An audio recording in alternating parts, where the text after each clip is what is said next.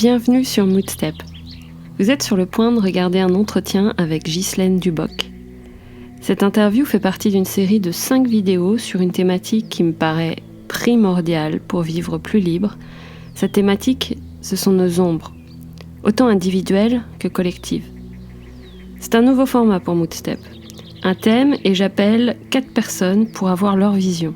La 5e vidéo, c'est plus personnel et ce sera un peu ce que je retiens de cette exploration. Si ce nouveau format vous plaît, faites-le moi savoir avec un petit pouce bleu.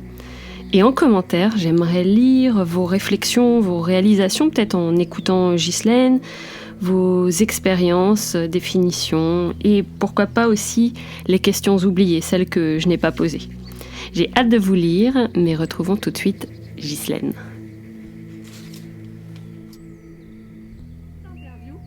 En tout cas, merci beaucoup Ghislaine d'avoir accepté et qu'on discute d'un sujet particulier, parce que jusqu'ici, j'ai fait plein d'interviews sur le sujet du bonheur, et finalement, on a fait une interview ensemble, je pense il y a bien 6-7 ans, marquante d'ailleurs, parce qu'elle t'as un parcours de vie et j'ai pas envie d'utiliser le mot expérience parce que c'est au-delà de ça, qui m'a toujours éberluée, je dirais. Le mot, c'est ça, de comment t'as tenu debout là-dedans.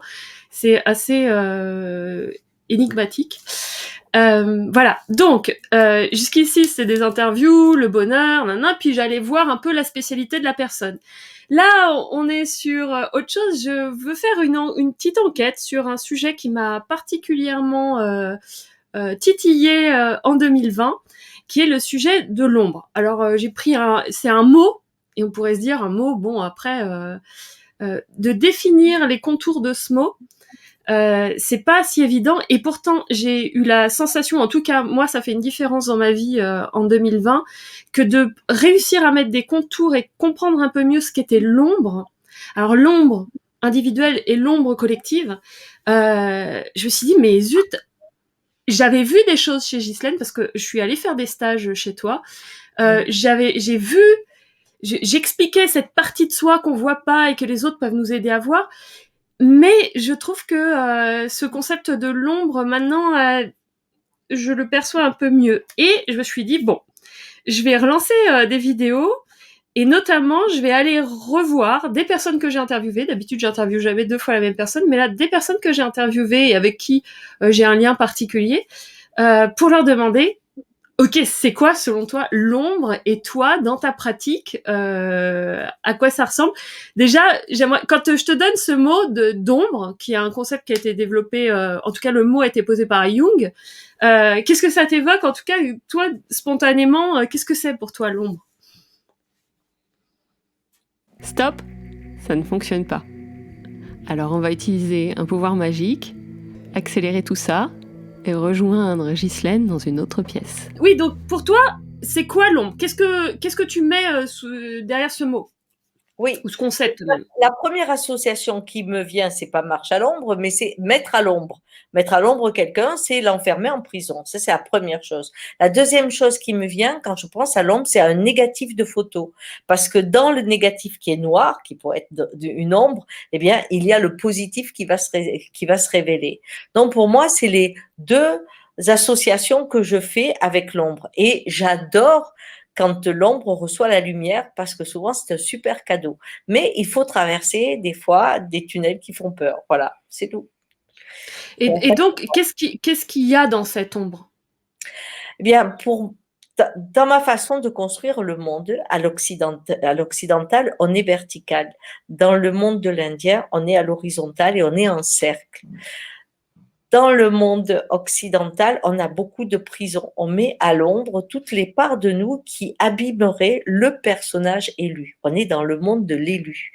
Et donc, la partie qui est élue ne peut pas être ça et ça. Je ne peux pas être à la fois quelqu'un de passionné et puis quelqu'un de très tempéré. Ça paraît pas possible. Et pourtant, ça l'est. Je n'ai pas le droit de tuer, par exemple. Et pourtant, au cours d'une situation dramatique ou d'un énervement, j'ai pu avoir la conscience que je pouvais tuer. Alors cette partie-là, je vais la mettre à l'ombre.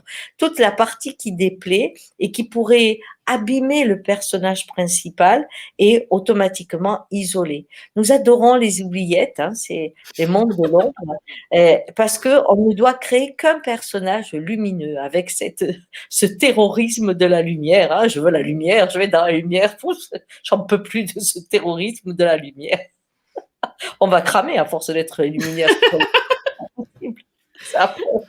Donc voilà, pour moi, l'ombre, c'est ce qui rétablit l'ensemble des personnages que l'on a et qui remet, quand on les éveille les unes après les autres, ces parts de nous qu'on a mis dans l'ombre et elles s'éveillent grâce au contact avec certaines personnes. Quand la vie nous met en contact, elle révèle une part de nous qui est dans l'ombre, soit elle la ressuscite, soit elle la découvre.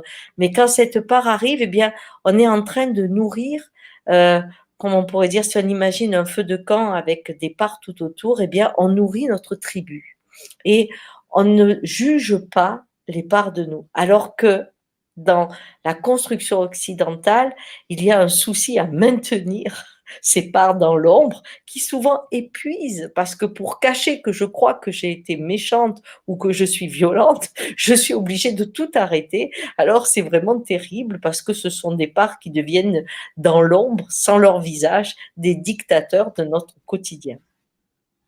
Et pardon, ce qu'on met dans l'ombre, est-ce qu'on le met parce que nous, on porte un jugement négatif dessus, ou est-ce que c'est parce que la société aussi? Est-ce que ça vient forcément de nous, cette ombre? Il y a deux sortes d'ombres.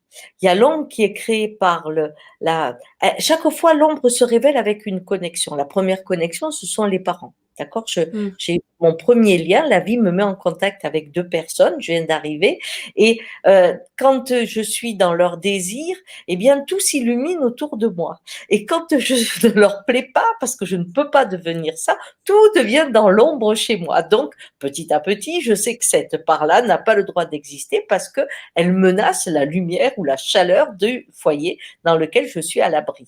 Ça, c'est ce qu'on pourrait dire que c'est le monde extérieur, mais en fait, c'est cette connexion qui fait que là, je suis en sécurité, ou là, je suis aimée, ou là, je suis appréciée, et dans l'autre cas, je le suis pas. Après, il y a celle qui se révèle dans l'expérience qui nous domine. C'est-à-dire, je suis une maman, je suis à bout, mon enfant pleure tous les jours, toutes les nuits, j'en peux plus. Il y a un moment, je le secoue.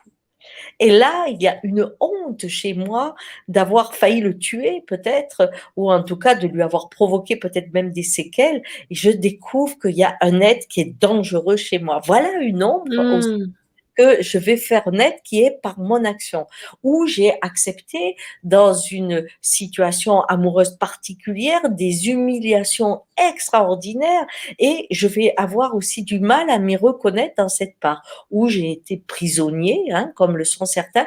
Eh bien, on a du mal à revenir après dans le monde parce que ce qu'on a dû subir en prison est une part de nous qui est née, qui peut accepter l'inacceptable pour survivre. Donc, il y a deux sortes d'ombres, celles qui vont vers l'extérieur pour me permettre de me sentir en sécurité, aimée, honorée, reconnue, et puis il y a celles qui se déclenchent toujours en relation avec un monde, mais qui vont me terroriser parce que je découvre que je suis capable de faire ça. Tu vois? Ouais, c'est marrant parce que dans l'exemple que tu as donné, où on pourrait dire que c'est dans une position de victime, par exemple, le fait d'avoir été victime, par exemple, de violence peut construire une ombre. Bien sûr, parce que cette soumission où je n'ai pas pu me défendre me montre jusqu'où je peux accepter l'inacceptable. Et on a honte d'être allé aussi loin. Et on le voit, les gens qui ont vécu des expériences, surtout dans les camps quand ils sont revenus ou pendant la guerre, tous ceux qui ont vécu la guerre ne parlent plus quand ils rentrent parce que l'ombre les rend muets de cette part d'eux qui a fait des fois quelque chose de monstrueux pour vivre. Parce que en même temps qu'on rencontre la nuit, on rencontre la pulsion de vie qui est une lumière incroyable et qui sort du fond des ténèbres. Donc, c'est celle-là aussi qui est difficile à regarder en paix, tellement nous sommes cultivés. Mais ça veut dire que donc mon ombre, par exemple, je la construis. Est-ce que c'est des strates, c'est-à-dire que je la construis toute ma vie, je rajoute des trucs, je vois ça comme une hotte, je rajoute des parts d'ombre. Est-ce que j'ai accès à ces ombres? C'est-à-dire, est-ce que c'est conscient ou pas? Est-ce que je peux le voir par moi-même? Alors, il y a des parts de nous que l'on sent et on a une façon, par exemple, hem, je prends petite, j'ai eu un frère ou une sœur qui arrive après, donc qui prend la moitié de mon territoire alors que j'ai pas eu le temps de créer le lien affectif, hein, eh bien je le déteste et une part de moi est extrêmement méchante et on va pointer cette part de moi méchante que je vais essayer d'annuler en étant 10 fois plus gentille. Mais je peux avoir l'idée que je suis méchante. Dans ces cas-là, cette ombre, inconsciemment, va me faire rencontrer des hommes ou des femmes, si je suis un garçon, en couple, qui vont mal me traiter pour justement punir cette ombre. C'est-à-dire que inconsciemment, je vais la nourrir en la brimant. Et parce que, à nouveau, dans le monde occidental, on peut avoir un, allez, deux personnages, mais c'est tout. Alors que dans le monde de l'Indien, c'est très intéressant parce que les ombres sont, on n'appelle pas ça ombre. On appelle ça des parties de nous, vous êtes en cercle, et c'est quand les conditions sont réunies, telle ou telle ombre est en action ou telle lumière est en action. C'est les conditions qui la révèlent. Supposons que j'ai été capable de supporter l'insupportable parce que j'avais faim et que j'avais pas de boulot, que je devais vivre dans la rue et que j'ai peut-être été obligée de me prostituer ou tout ça pour passer une nuit au chaud parce qu'il faisait trop froid dehors. Et puis la vie change, d'accord? Et j'ai honte d'avoir fait tout ça parce que j'ai oublié le froid, parce que j'ai oublié qu'il n'y avait pas d'autre choix à ce moment-là. Cette partie de là de moi n'est pas regardée comme victorieuse, mais plutôt comme Mm. honte. Eh bien, dans le monde occidental, on va l'oublier. Dans le monde de l'Indien, au contraire, elle arrive, mais on va lui dire, tu restes là, parce qu'on ne sait jamais. Si tu te retrouves un jour dans une époque cataclysmique, eh bien, qu'est-ce qui va se passer? Cette partie-là sera très utile pour la survie. Sauf que les conditions ne sont pas réunies pour qu'elle s'exprime. Ce qui fait que je vais plutôt penser aux conditions autour pour voir quelles sont les parts de moi qui vont s'exprimer le plus facilement. Et l'exemple que je te donnerai, c'est celui qui existe dans certaines tribus indiennes. Quand ils étaient attaqués, il y en avait un qui prenait le lead pour pouvoir défendre le village. Et quand il revenait, on lui disait, tu es le chef, c'est-à-dire tu n'as aucun pouvoir, sauf la médiation. C'était intéressant. Et pourquoi on faisait ça? Parce qu'on disait, si on le laisse leader, il va nous faire des guerres toute la journée puisque c'est là où il est meilleur. Tu vois? Oui, Donc, ouais, mais on n'en faisait pas une ombre, on la mettait de côté, où on est ouais. capable de tuer, on est capable de rentrer dans la violence, mais quand on est attaqué. Donc, on va développer la médiation au sein de la tribu et peut-être on va faire en sorte que l'environnement ne crée pas les conditions pour la guerre. C'est une autre Mais là, façon. dans ce que tu décris dans cet exemple, on est conscient que cette personne, et d'ailleurs c'est extérieur, le village est conscient que qu'il a cette compétence d'une certaine manière. C'est le Oui, jugement qu'on porte qui, là où il y on a est pas nous, de violence. fait qu'on pense que ça c'est négatif. Mais Ça, donc là, on est conscient pour l'autre, on en fait une compétence et on la met au bon endroit. En quoi c'est une ombre? Pourquoi tu l'associes à une ombre? je Parce que l'associe à c'est un. quelque chose qu'on juge comme négatif? Oui, parce que dans le monde occidental, il y a l'ombre et la lumière. Et que l'ombre est associée souvent à négatif et la lumière à positif. C'est chrétien. C'est un schéma qui est fait comme ça. Mais c'est très binaire, quoi. Oui, c'est très binaire et il y a ce monde de l'ombre, c'est quand on a l'impression quand on dit l'ombre ou le darknet par exemple, on va dire c'est là où il y a toutes les horreurs. Le monde de l'ombre, c'est là où il y a toutes les horreurs. Bien, donc dans le monde de la loi de la vie, eh bien dans ce monde-là, tout a sa place. C'est juste à quel moment il s'anime. Donc, à mesure que je vis, je révèle des parts de moi. On nous dit, dans le monde chrétien, faut les bannir, faut les détruire, faut s'en couper, etc. Non, moi, non. Quelles que soient les parts qui sont nées en moi, je ne sais pas demain, mais à un moment, il se peut que la vie mettre les conditions pour qu'elles aient leur place. Donc, qu'elle soit à la retraite, que celui qui est guerrier soit à la retraite en temps de paix, on le comprend très bien, mais il ne perd pas sa place. Qu'il ait eu besoin de tuer en temps de guerre, oui, il y a celui qui sait tuer.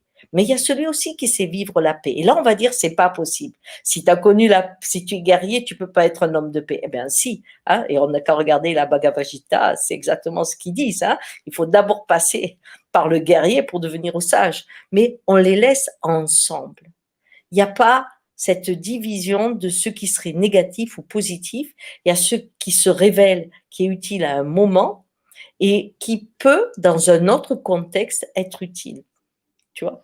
Moi, je racontais l'histoire de Paul, hein, qui est mon petit-fils, à qui j'expliquais que tout comptait. Et il me disait, oui, mais alors, moi, tu sais quand même que j'ai quelque chose à l'intérieur qui s'énerve, qui s'énerve, qui s'énerve. Quand il a une frustration, c'est très, très, très impossible. Donc, il hurle, et puis il se fait mal, il saigne du nez, hein, c'est important pour lui. Et il me dit, alors celle-là, on va bien l'enlever quand même du cercle, parce que ça serait bien pour moi. Je lui dis, parce que j'ai dit, Paul, imagine-toi qu'il y a le feu à la maison, fais venir cette partie-là, tout le monde va entendre qu'il y a le feu. Et en fait, c'est apprendre à regarder que chaque part de nous est ombre et lumière. C'est tout. Mais donc, si par exemple, on prend un exemple concret, j'ai cette violence ou cette colère. Moi, tout ça a commencé avec la colère. Euh, et que quelque part, elle me, en tout cas dans mon expérience, elle me paraissait disproportionnée par rapport aux circonstances. Si je vais explorer mon ombre, c'est comme ça que je le reconnais un peu d'ailleurs, c'est disproportionné. Donc il y a autre chose qui se joue, c'est pas juste ce qui est en train de se passer là. Est-ce que, oui, j'ai conscience que j'ai cette violence ou colère en moi, mais j'ai quand même peut-être envie de vivre un peu plus en paix et que je sois pas en décalage. Donc, déjà, ce que j'aimerais savoir, c'est comment est-ce qu'on reconnaît quand mes parts d'ombre sont en action et quand est-ce qu'elles sont adéquates ou pas, tu vois. Oui. Et puis dans une autre phase, qu'est-ce que j'en fais? Alors, il y a deux choses dans ce que tu dis. La première, c'est, par exemple, je me sens submergée par la colère, j'aimerais bien la calmer. Si je reste dans le monde de l'Indien, on va se dire, quelles sont les conditions pour que la colère prenne le lead sur le groupe? Pourquoi c'est elle qu'on va appeler dans une situation? La colère, c'est une expression de l'impuissance.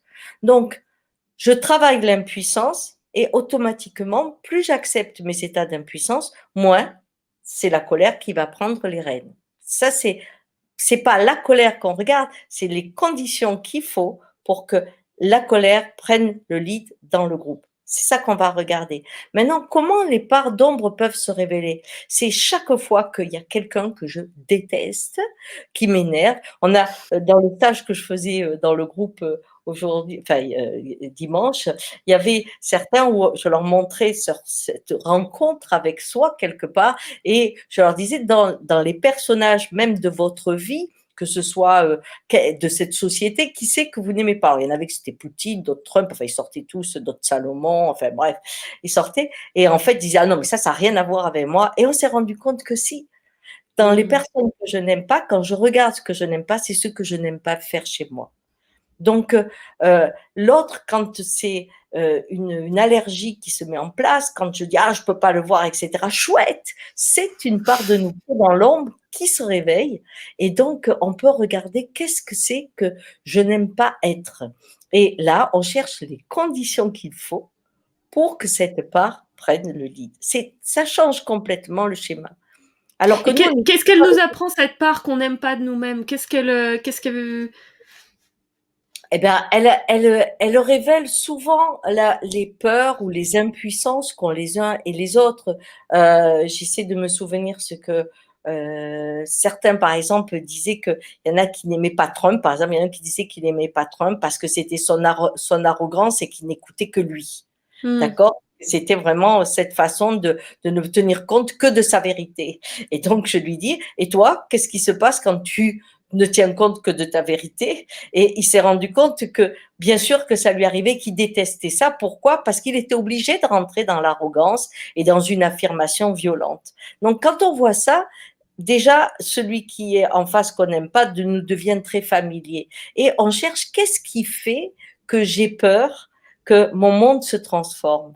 Ça devient intéressant parce qu'en fait, ce que ça révèle, c'est qu'on a quelqu'un qui n'écoute pas, hein, pour lui en tout cas c'était ça, et lui-même quand il a peur d'être transformé par l'autre, peur qu'on te mange la tête, peur qu'on te manipule, peur que ceci, cela. Et pourtant il y a un désir donc dans cette peur d'être celui qui est intouchable. Mais si je suis intouchable, je suis un être mort puisque je ne communique avec personne. Ok. Là, on a vu que dans notre culture très manichéenne, avec le bien, le mal, est-ce que dans cette part d'ombre, il peut y avoir des choses positives, c'est-à-dire qui sont vues comme positives par notre société ou par nous-mêmes, qu'on aurait mis dans cette part d'ombre et qu'on pourrait voir, par exemple. Je pense, oui, bah après je vais donner la réponse dans la question. Je vais donner ma réponse dans la question, donc je vais te laisser répondre. Mais est-ce que tu comprends ce que j'essaye d'exprimer ou pas? Eh ben, les parts d'ombre qu'on aime, ce sont celles qui sont Ah, je dis pas interdites. qu'on aime, je ne dis pas qu'on aime, je dis qui peuvent être vues comme quelque chose qui est valorisant dans la société, par exemple. Oui, bah, par exemple, je peux tuer. Hein, je peux tuer mes concurrents, je peux, je Ah, mais suis tu veux quelqu'un dire pas pas vraiment. Oui, que tu peux battre tes concurrents, c'est ça que tu veux dire? vraiment, hein. Ouais, Mais ok. tuer, c'est une part d'ombre que je vais cacher parce que je veux me présenter comme quelqu'un d'extrêmement tolérant et ouvert, alors qu'en fait, au fond de moi, j'aime cette capacité à pouvoir tuer sans peur. C'est une part d'ombre qui est jouissive qu'à l'intérieur de moi. C'est-à-dire que je ne vais pas la mettre. Alors, il y en a qui l'adorent à l'extérieur, mais elle n'est plus dans l'ombre. Hein. Ça, si je suis un vrai psychopathe, j'ai le droit de monter très, très haut dans la société, de devenir président, etc. Mais c'est valorisant, hein, je veux dire. Hein. Celui qui sent rien et qui comprend tout, c'est magnifique. Mais on peut avoir la connaissance que on a cette part cachée qui est jouissive. Je peux, ça me touche pas, mais je fais croire que ça me touche. Et donc là, c'est une part d'ombre interdite normalement, mais qui me plaît. C'est comme celui qui ou celle qui aime aller, qui joue le couple monogame, hein, là, qui adore ça, soi-disant, et puis qui en fait va ailleurs. Donc c'est sa part d'ombre, mais qui quand même qu'il aime bien, puis qu'elle aime bien parce que elle s'éclate un peu, quoi. Ça, c'est pour les parts Euh, d'ombre qu'on aime bien, et, mais toi, qu'on cache.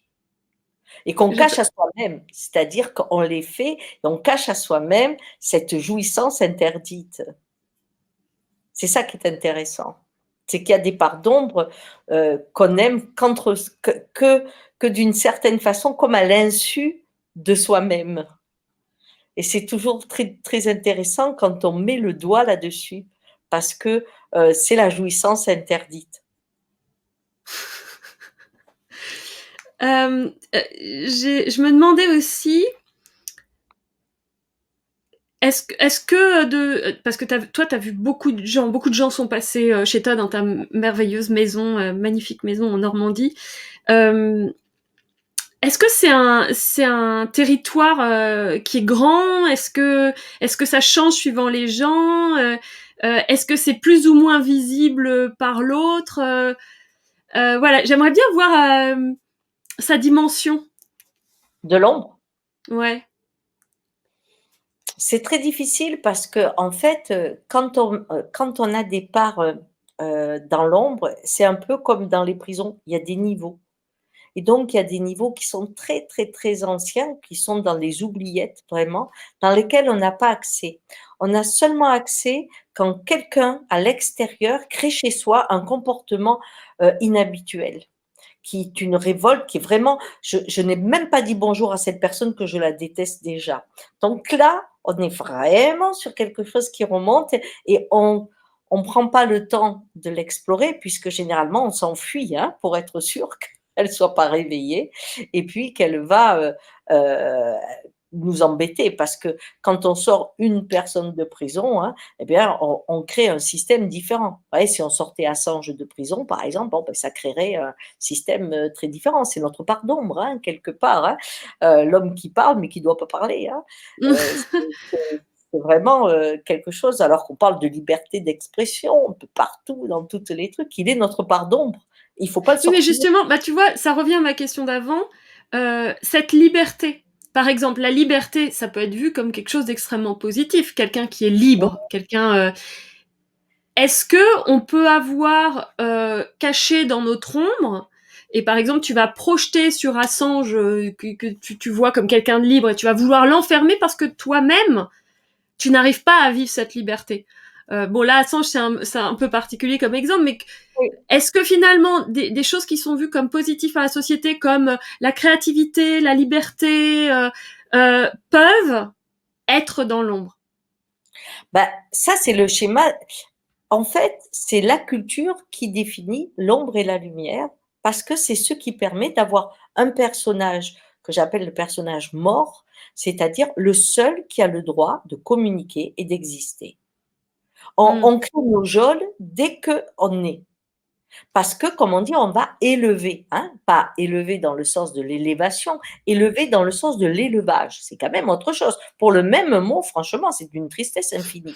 Mais quand on dit élever, hein, c'est vraiment mettre les codes, donc ce que tu dois être, pas ce que tu es, ce que tu dois être. Donc, tout ce qui n'est pas accessible dans l'illusion et dans la réalité collective doit être aux oubliettes. Et si jamais on la faisait venir, on est un terroriste. Parce qu'on n'a pas le profil, et maintenant, quand on voit ce qui se passe en Chine, avec leur reconnaissance faciale, avec les points pour être ceci, cela, ils sont vraiment en train de créer les seules parties conscientes et inconscientes qui auront le droit d'exister. Mm. Et les autres devront aller vraiment profondément. C'est pour ça qu'il y a un taux, par exemple, de suicide, où on a énormément de gens qui maintenant, je dis, je ne sais plus si c'est 30% de jeunes qui, ils ont 30 ans, ils n'ont pas fait l'amour, quoi. Enfin, il y a des tas de choses qu'on ne peut plus faire parce qu'il y a maintenant une tyrannie de la lumière. Alors des fois, elle est religieuse, spirituelle, parce qu'il y a des gens qui se gavent de lumière, mais ça veut dire que leur ombre, c'est vraiment le mal et dans lequel ils doivent s'élever, s'élever, s'élever. Alors là, c'est en hauteur, carrément, le verbe élever. Et puis, il y a les sociétés qui mettent exactement ce qu'on doit pouvoir montrer dans le monde virtuel et le reste doit être enterré. C'est pour ça qu'on est mal, en fait, parce que dès qu'on arrive à quelques années, on est figé et on ne nourrit que la part lumineuse qu'on a créée. Mm. Donc on n'est La, pas nous, quoi, d'une certaine manière. On n'est ben, pas véritable, authentique ou. si tu prends une fleur, si tu prends n'importe quoi, tout bouge et tout s'ouvre. Avec le soleil, avec la pluie, avec la peste des chiens, avec tout ce qu'on veut, tout s'ouvre. Nous, à un moment donné, on ne doit respirer qu'un peu, qu'une chose, et ne pas s'ouvrir. S'ouvrir, c'est Mm. mourir. Mais surtout, c'est le mot confiance, par exemple. On va dire, je fais confiance à cette personne parce que je sais ce qu'elle pense, je sais ce qu'elle veut, je sais comment faire son anniversaire. Ça veut dire quoi? Qu'il bouge plus? Ça veut dire qu'il est mort. C'est quand même ça. Alors que quelqu'un qui nous surprend, c'est quelqu'un qui a respiré quelque chose, qui s'est connecté à autre chose, qui s'est ouvert et s'est transformé. Et si je respirais comme les fleurs, je serais constamment en transformation. Mais dans ces cas-là, je ne pourrais pas voir le monde que nous avons. J'ai deux questions qui me sont venues. Alors c'est problématique parce qu'après, comme je note rien, que j'ai pas de fil conducteur, je vais revenir, mais je te le dis pour que tu puisses me le rappeler, sur l'ombre collective avec ton exemple de la Chine ou en tout cas de ce qui se passe en Chine, mais ce qui se passe partout. Hein, là, c'est un exemple seulement. Avec les médias, Euh, et là, mais avant ça, je voudrais en finir, non? Je voudrais. Il y a ce qui m'est venu aussi, c'est est-ce que il y a des ombres, des parties qu'on se cache à nous-mêmes qu'il vaut mieux garder cachées à nous-mêmes. Est-ce que finalement ce mécanisme en nous, il n'a pas une véritable utilité? mais c'est un mécanisme de culture. On n'a pas ce mécanisme. Par exemple, si on prend le peuple Peul, quand ils font les anniversaires, on ne fait pas un anniversaire tous les ans, on le fait quand on sent qu'on a évolué. Ça veut dire qu'on s'est ouvert à Mmh. notre partie, qu'on s'est transformé. Ce qui fait que des fois, on fait 4 ou 5 anniversaires dans une vie. Donc, nous, c'est tous les ans comme si, mais parce que tous les ans, on ne bouge pas par vieillir. Donc, on peut se fêter ça tous les ans. Mais on a l'idée qu'il y aurait des parts de nous, quand on dit on n'a pas le droit de se suicider, par exemple, voilà une part d'ombre que chaque fois que j'ai une peur de me suicider, eh bien, je la mets au fond. Regardons le fondement de cette part d'ombre Eh bien, c'est tout simplement de pouvoir maintenir l'esclavage. Si j'ai pas le droit de me suicider parce qu'en haut, ça va être pire pour l'éternité, les conditions inacceptables, je vais les accepter jusqu'à ma mort. Je peux supporter l'insupportable puisque j'ai pas le droit d'y mettre fin. C'est tout le schéma est culturel. C'est ça qui est effrayant. Parce que sinon, est-ce qu'un chien, est-ce qu'un cheval, est-ce qu'un aigle a une part d'ombre? Il est un aigle. Par moment, il est le prédateur, par moment, il est la proie. Un moment, il est faible, un moment, il est fort. La vie. Et on fait avec l'ensemble de nos possibles qui, normalement, s'agrandissent au fur et à mesure et qui font qu'on a une vraie population à l'intérieur de soi de plus en plus sensible. Et ce qui fait que chaque fois, à ce moment-là, on a la vibration adaptée et de plus en plus précise à la connexion d'un arbre, d'un animal, d'une personne. Parce qu'à l'intérieur de nous, c'est éveillé le monde, tout simplement. J'essaye de voir. On a une culture et elles se sont succédées, toutes ces cultures. Chacune a des codes moraux. Même chez l'Indien, je pense qu'il y a des pardons qui sont aussi qu'on essaye de garder. Tu vois, hein, c'est pas. Tout dépend voilà. des tribus. Tout dépend Comment? des tribus. Il y a des tribus qui ont des superstitions plus grandes que la nôtre, qui ont des pardons encore plus grandes que la nôtre. Et puis, il y en a d'autres qui ne l'ont pas. Mais tout dépend de quand le mal est devenu symboliquement le mal et qui est passé dans, c'est pas ça me fait mal, non, qui est passé dans quelque chose qui est le mal. C'est ça qui transforme les racines d'une culture. Oui, mais si je prends, c'est marrant, j'ai eu une discussion il y a très longtemps, j'étais en Angleterre, je travaillais en Angleterre, j'ai eu une discussion avec un consultant, et il me disait, oui, que il y a des choses, peu importe les cultures, peu importe les époques, qui sont inacceptables. Et il m'a donné l'exemple de, je crois, manger, quoi, je veux dire, je lui ai rappelé que les cannibales, dans leur culture, manger un autre homme, c'est totalement admis.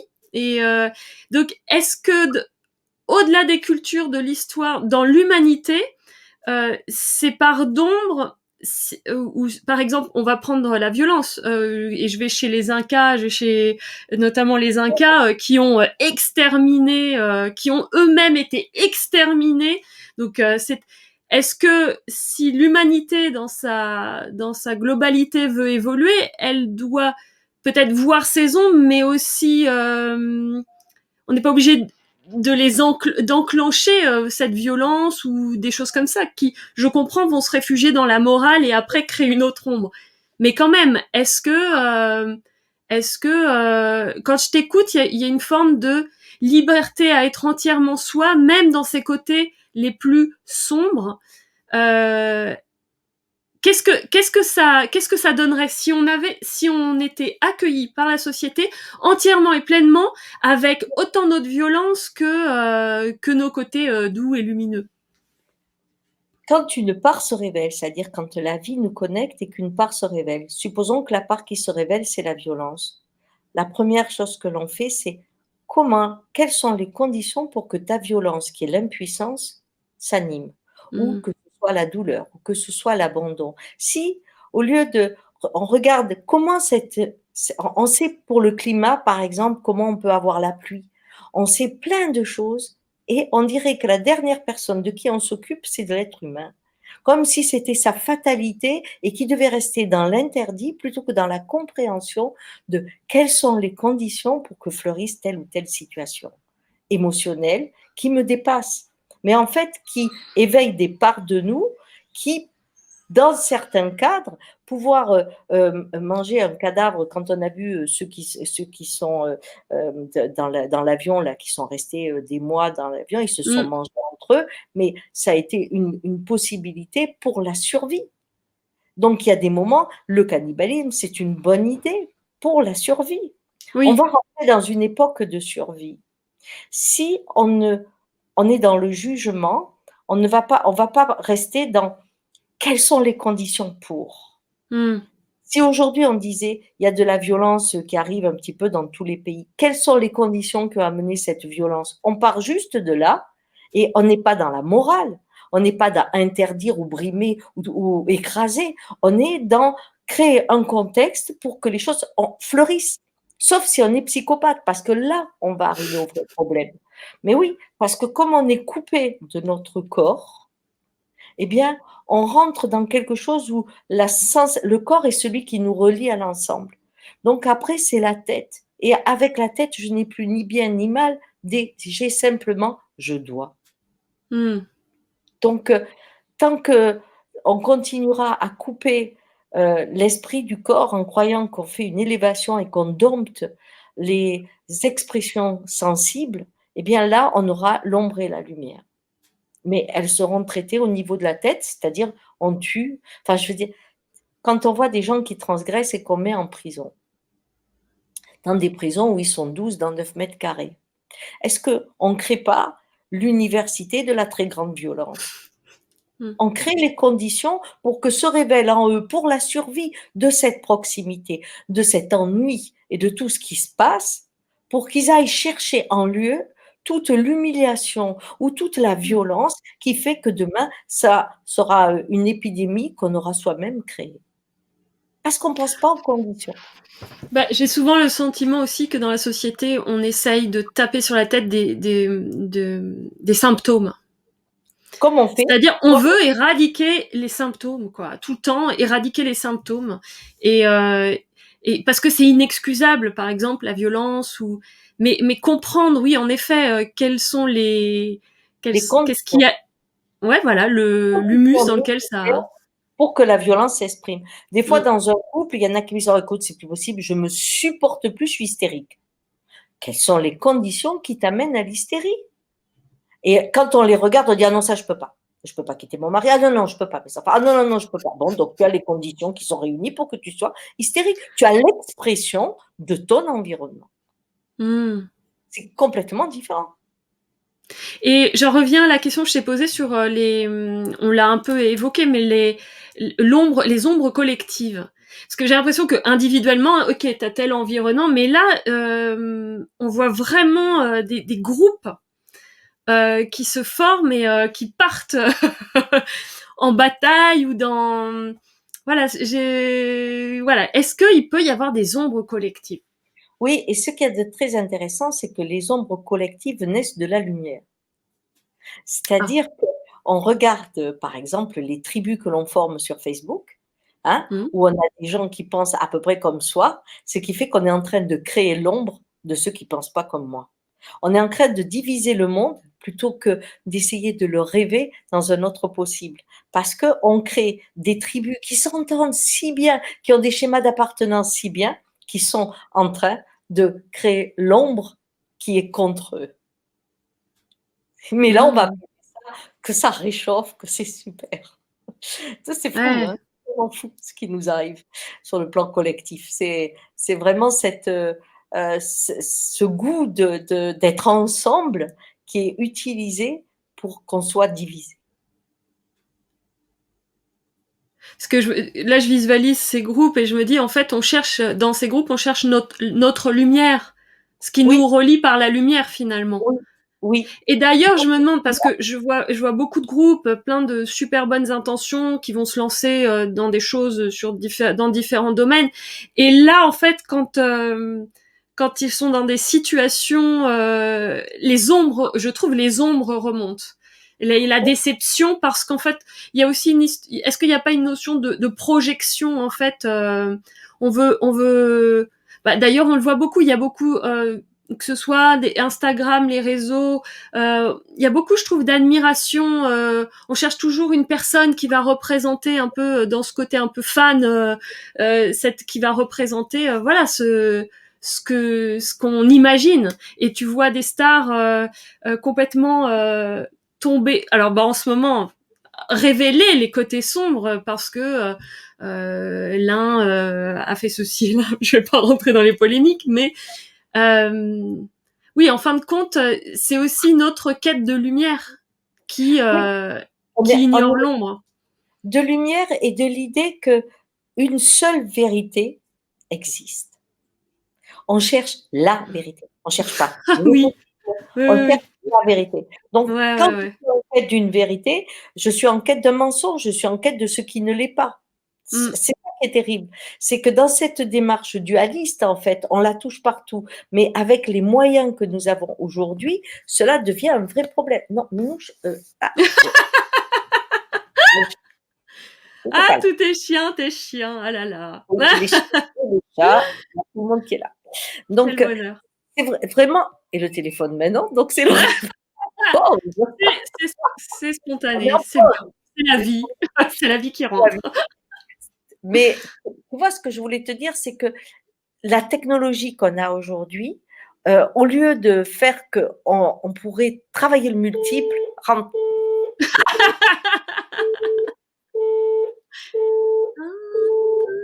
et le chat, c'est bon, on va pouvoir reprendre. Oui, la technologie permettrait qu'on aille vers le multiple. Mais notre conditionnement intérieur nous amène à chercher quelqu'un avec qui on se connecte pour révéler une part de nous qui fleurit. Donc, on va pas vers on voit bien les débats, que ce soit à la télé ou partout, il y a plus de débat, il y a pas de multiple. Le multiple disparaît alors qu'on a une technologie qui pourrait le faire naître. Et pourtant, quand il y a du multiple, l'ombre n'est qu'une ombre. Parce que c'est oui, non, c'est mal, c'est bien, c'est mal, c'est bien. Ça ne prend pas. Il n'y a pas cette dualité qui divise et amène à une violence, mais incroyable. La division vient du fait qu'il y a une seule réalité possible. Et quand, par exemple, Mmh. je forme les gens aujourd'hui, ou quand j'essaie de les éveiller, j'ai beaucoup de gens qui viennent en me disant qu'ils sont ouverts, qu'ils ont des dons, qu'ils ont ceci, qu'ils ont cela, bref. La première chose que je dis, regardant à l'intérieur de toi comment tu es construit. Et ils sont étonnés parce que intellectuellement, il y a une idée de pluralisme. Mais si je suis construit avec l'élu, eh bien, je sais ce qui est bon, ce qui fait que je crée ce qui est mauvais. Et je n'ai pas la place pour beaucoup d'autres. L'ombre, c'est vraiment Mmh. la vérité qu'elle vient.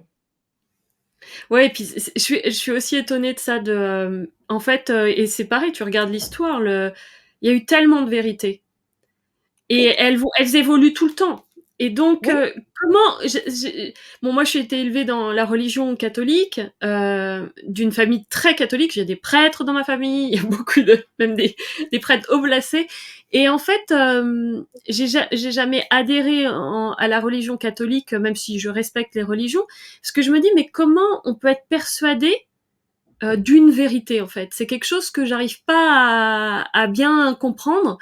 J'ai plus l'impression que la vie est un mystère et que j'en touche que par l'expérience. En fin de compte, je peux que toucher la matière, quoi. Tu vois, il y a quelque chose de cet ordre-là.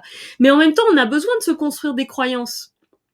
oui, c'est pas le fait de se construire des croyances, parce qu'on respire une croyance quand on dit, par exemple, le cannibalisme, c'est pas une bonne idée, ok, mais dans les conditions où je suis dans la neige, comme étaient ces gens qui ont eu cet accident, ça a été une bonne idée. Donc c'est à nouveau les conditions qui autorisent ou pas ce qui était interdit à un moment devient permis à un autre. Donc notre regard, si il avait la complexité du monde, il pourrait oser penser que selon comment je regarde les choses, elles sont comme ça, ou comme ça, ou comme ça. Et si, alors on va me dire, oui, mais alors si tu te mets à prendre la vie de tous les côtés, tu décides jamais. Bien, c'est faux.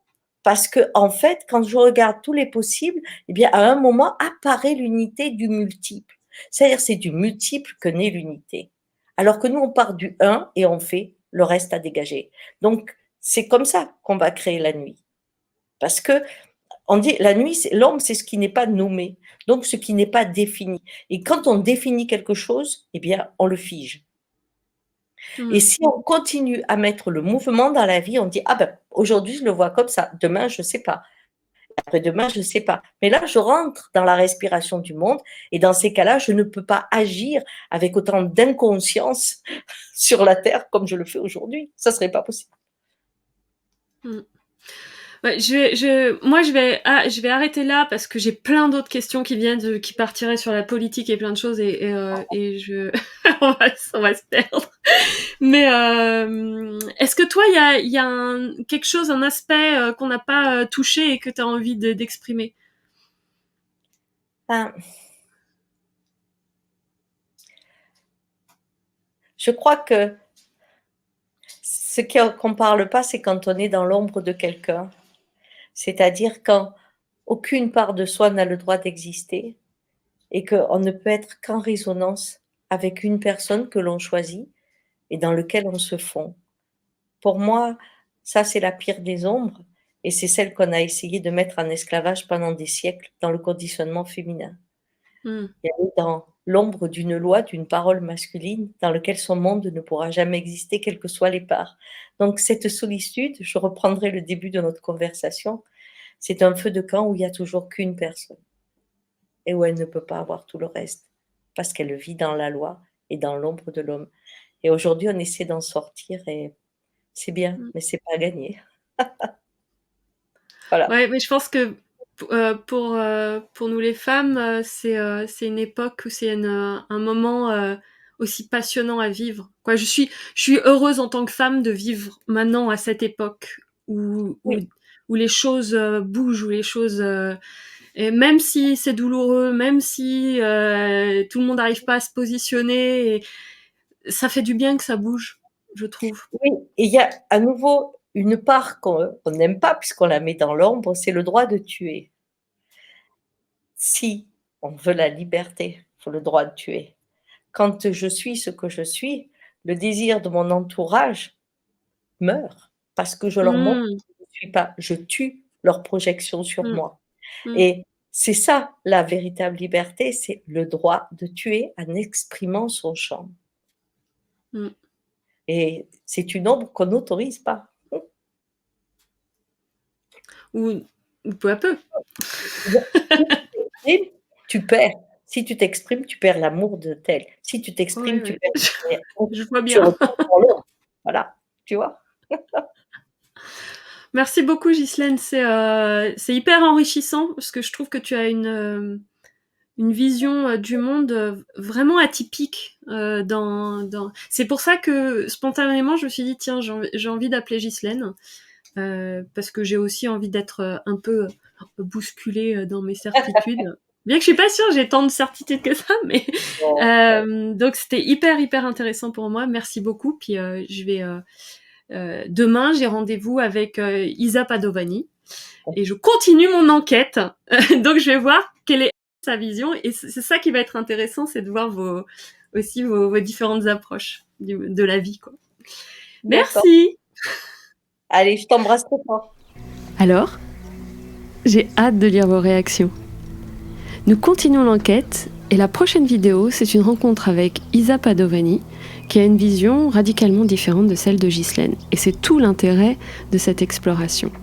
Je laisserai toutes les informations dans la description de la vidéo ou sinon abonnez-vous pour recevoir directement les vidéos quand elles sont publiées. À très bientôt.